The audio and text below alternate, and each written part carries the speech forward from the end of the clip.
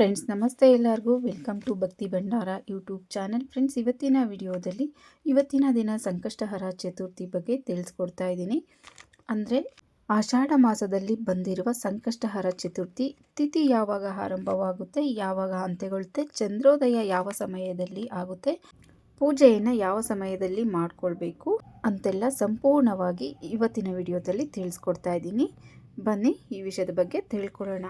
ಆಷಾಢ ಮಾಸದಲ್ಲಿ ಬರುವ ಸಂಕಷ್ಟಹರ ಚತುರ್ಥಿಯನ್ನು ಗಜಾನನ ಚತುರ್ಥಿ ಅಂತ ಕೂಡ ಕರಿತೀವಿ. ಇನ್ನು ಯಾವ ದಿನಾಂಕದಂದು ಅಂದರೆ ಫ್ರೆಂಡ್ಸ್, ಇವತ್ತೇ ಸಂಕಷ್ಟಹರ ಚತುರ್ಥಿ. ಹಾಗಾಗಿ ಚತುರ್ಥಿ ತಿಥಿ ಈಗಾಗಲೇ ಸ್ಟಾರ್ಟ್ ಆಗಿದೆ. ಚತುರ್ಥಿ ತಿಥಿ ಇನ್ನು ಯಾವಾಗ ಆರಂಭವಾಗಿದೆ, ಹಾಗೆ ಯಾವಾಗ ಅಂತ್ಯಗೊಳ್ಳುತ್ತೆ ಅಂತ ತಿಳ್ಕೊಳ್ಳೋಣ. ಆಷಾಢ ಮಾಸದಲ್ಲಿ ಬರುವ ಗಜಾನನ ಸಂಕಷ್ಟಹರ ಚತುರ್ಥಿ ಇದೇ ದಿನ ಆಗಸ್ಟ್ 2ನೇ ತಾರೀಕು ಭಾನುವಾರ ಬಂದಿದೆ. ಇನ್ನು ಚತುರ್ಥಿ ತಿಥಿ ಆರಂಭವಾಗಿರುವುದು ಶನಿವಾರ ರಾತ್ರಿ 8:07 ಆರಂಭವಾಗಿದೆ. ಆಗಸ್ಟ್ 2ನೇ ತಾರೀಕು ಭಾನುವಾರದ ದಿನ 11:15 ಸಂಕಷ್ಟಹರ ಚತುರ್ಥಿ ತಿಥಿ ಇರುತ್ತೆ. ಹೆಚ್ಚಿನ ಪ್ರಮಾಣದಲ್ಲಿ ಚತುರ್ಥಿ ತಿಥಿ ಹಾಗೆ ಸೂರ್ಯ ಚಂದ್ರ ಉದಯವಾಗುವಂಥ ತಿಥಿ ಎರಡೂ ಕೂಡ ಆಗಸ್ಟ್ 2ನೇ ತಾರೀಕು ಇರೋದ್ರಿಂದ ನಾವು ಇವತ್ತಿನ ದಿನವೇ ಸಂಕಷ್ಟಹರ ಚತುರ್ಥಿಯನ್ನು ಆಚರಣೆ ಮಾಡಬೇಕಾಗುತ್ತೆ. ಇನ್ನು ಸಂಕಷ್ಟಹರ ಚತುರ್ಥಿ ವ್ರತವನ್ನು ಯಾರ್ಯಾರು ಮಾಡ್ತಿರೋ ಅವರು ವ್ರತ ಕಂಪ್ಲೀಟ್ ಆಗೋದು ಚಂದ್ರ ದರ್ಶನದ ನಂತರ. ಚಂದ್ರ ದರ್ಶನವನ್ನು ಮಾಡಿ ಚಂದ್ರನಿಗೆ ಅರ್ಘ್ಯ ಕೊಟ್ಟ ನಂತರ ವ್ರತ ಮುಗಿಯುತ್ತೆ.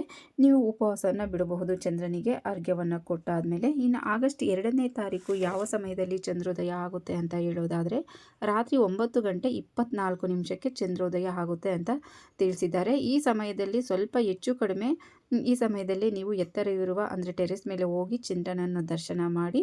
ಆಗಸ್ಟ್ 2ನೇ ತಾರೀಕು ಪೂರ್ತಿ ದಿನ ಚತುರ್ಥಿ ತಿಥಿ ಇರೋದ್ರಿಂದ ಬೆಳಗ್ಗೆನೇ ನೀವು ಮನೆಯೆಲ್ಲ ಕ್ಲೀನ್ ಮಾಡಿ ತಲೆ ಸ್ನಾನವನ್ನು ಮಾಡಿಕೊಂಡು ದೇವ್ರ ಮನೆಯೆಲ್ಲ ಕ್ಲೀನ್ ಮಾಡಿ ಅಕ್ಷತೆಯನ್ನು ಹಿಡಿದು ಕೈಯಲ್ಲಿ ಇವತ್ತಿನ ಸಂಕಷ್ಟಹರ ಚತುರ್ಥಿಯನ್ನು ಮಾಡ್ತಾ ಇದ್ದೀನಿ ಉಪವಾಸ ಇದ್ದು ಅಂತ ಹೇಳಿ ಸಂಕಲ್ಪವನ್ನು ಮಾಡಿಕೊಳ್ಬೇಕು.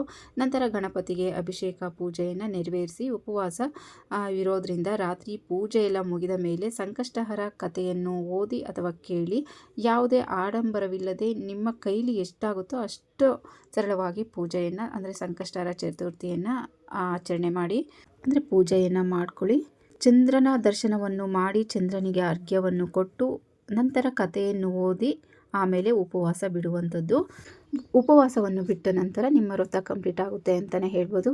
ಫ್ರೆಂಡ್ಸ್, ಗೊತ್ತಾಯ್ತಲ್ವಾ ಈ ವರ್ಷದ ಅಂದರೆ ಇವತ್ತಿನ ದಿನ ಸಂಕಷ್ಟಹರ ಚತುರ್ಥಿ ಯಾವಾಗ ಪ್ರಾರಂಭವಾಗುತ್ತೆ, ಯಾವಾಗ ಅಂತ್ಯಗೊಳ್ಳುತ್ತೆ, ಆ ಚತುರ್ಥಿ ತಿಥಿ ಎಷ್ಟು ಸಮಯದವರೆಗೂ ಇರುತ್ತೆ ಅಂತೆಲ್ಲ. ಈ ಮಾಹಿತಿ ನಿಮಗೆಲ್ಲ ಇಷ್ಟ ಆಗಿದೆ ಅಂತ ಅಂದ್ಕೊತೀನಿ. ಇಷ್ಟ ಆದರೆ ಪ್ಲೀಸ್ ಒಂದು ಲೈಕ್ ಮಾಡಿ, ಹಾಗೆ ನಿಮ್ಮ ಫ್ಯಾಮಿಲಿ ಫ್ರೆಂಡ್ಸ್ಗೂ ಶೇರ್ ಮಾಡಿ, ಹಾಗೆ ಸಬ್ಸ್ಕ್ರೈಬ್ ಮಾಡ್ಕೊಂಡು ಸಪೋರ್ಟ್ ಮಾಡಿ. ಮತ್ತಷ್ಟು ವಿಡಿಯೋಗಾಗಿ ಥ್ಯಾಂಕ್ ಯು ಫಾರ್ ವಾಚಿಂಗ್.